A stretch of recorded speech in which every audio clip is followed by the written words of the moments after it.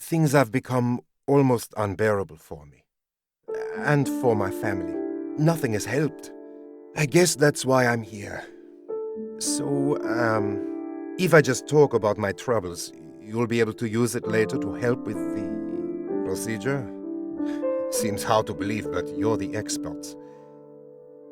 I think many of my issues started when I was young. So, why don't we start with my childhood days, yes? Okay, let's see. I was raised in a lovely cottage in rural Germany. We didn't have much, but my twin sister, our father and I got by. There was actually a great famine for much of my early childhood, and often we went without food. I had many happy moments with my family, but the darkest times began when my father remarried. My stepmother always resented my sister and me. We didn't like her much either, to be honest. God, she was horrible.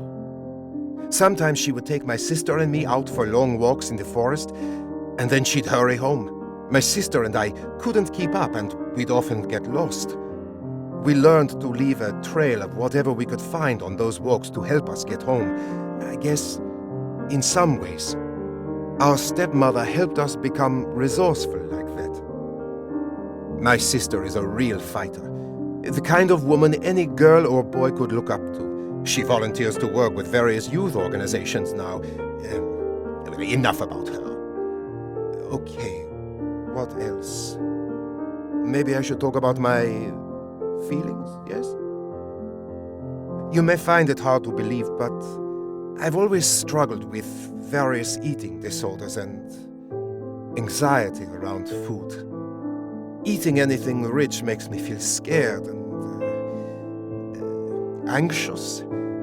It's hard to describe. My sister has actually experienced similar issues, and it has worsened for us both as we've gotten older. That's not normal, now, is it? We've seen countless doctors about this in the past. They've determined that our issues may be trauma-related, but have yet to help us sort out the underlying source. They have yet to fix us. That's why we're here.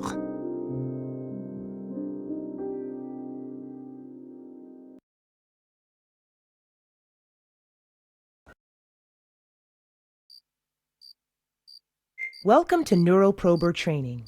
I am pleased to be your guide. When I'm speaking, you can always make a right-click motion to skip this instruction. Whether you are speaking with the client directly or neuroprobing within their mind, it is always imperative to listen. You'll find that every detail of the subconscious is trying to tell its story. In the case of our clients, it's often the forgotten story of the trauma they experienced. Some parts of the patient's memory may have become confused or corrupted by the conscious mind's attempts to reconcile or cover up the truth of what happened to them. However, if you look closely and carefully in the right places, you will find, while neuroprobing, you will encounter objects that look like photographs. This is how your consciousness interprets the concrete memory moments it finds within the client's psyche. Typically, there are about 10 of these memory photos found in each psyche. The mind can hold on to only so much. You'll find that half of these photos present an actual moment relating to the trauma. The other half tend to be false memories created by the client's conscious mind. It will ultimately be up to you to determine which are which. When you acknowledge a memory photo, it will surface more prominently in the client's psyche, and at that point can be found in a safe area of the mind, often where you begin within the client's mind. When you have found all 10 photos, you must put 5 of the memories that actually represent the trauma in the proper order. Doing so will, at last, fully release the memory to the client's conscious mind. Often he or she will experience a breakthrough at this moment. That breakthrough is what every neuroprober. Some parts of the subconscious allow you to interact with them, while neuroprobing, make a left-click motion to engage with it. Holding on to right-click will allow you to move the item around to examine it further. The most important thing you do as a neuroprober is find and acknowledge these photos. However, This is easier said than done. While some photos are freely available in the subconscious, others are buried deeply within, and interacting with one part of the mind can sometimes open up new areas of the psyche. Some things, like these doors, can change their state in response to actions taken elsewhere.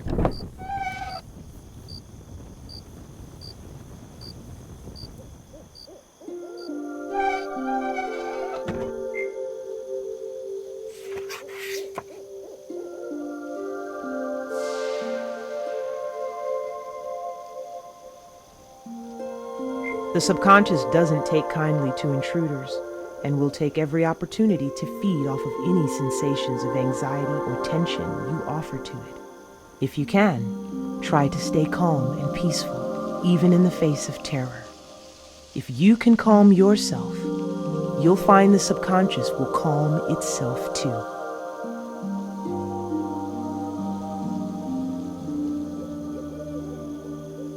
Here is an example of an especially buried memory. Some details of a given trauma can be especially tenacious, but by gently and cleverly listening to the clues the mind gives you, you will find all you need to work through it. Just think of it as a puzzle for you to solve. When you focus on these puzzles, make a right-click motion if you need to break your concentration.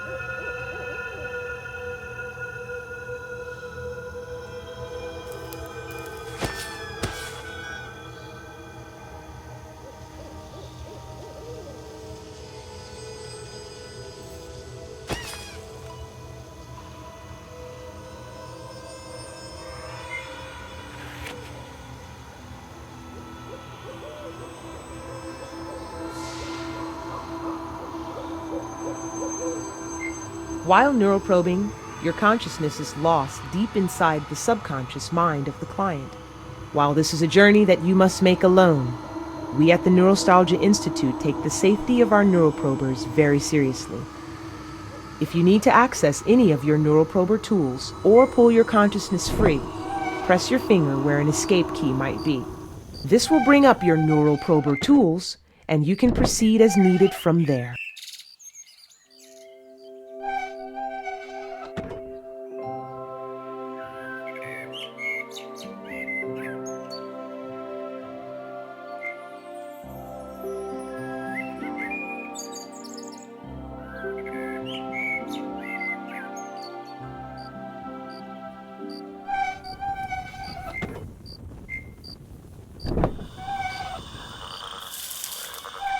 Do you remember when I mentioned that the client's subconsciousness can feed off of your fear? Some especially vulnerable areas can be very sensitive and dangerous. When you place your consciousness in another's subconsciousness, there is a risk of you getting hurt, of the pain and turmoil of the client's subconscious drawing your own mind into its agony. You must be brave in these areas despite the risk. You must stay calm.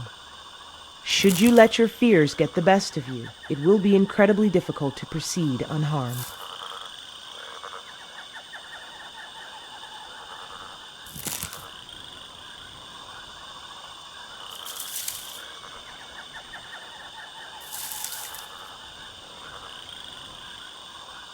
You can even pick up and walk around with some objects.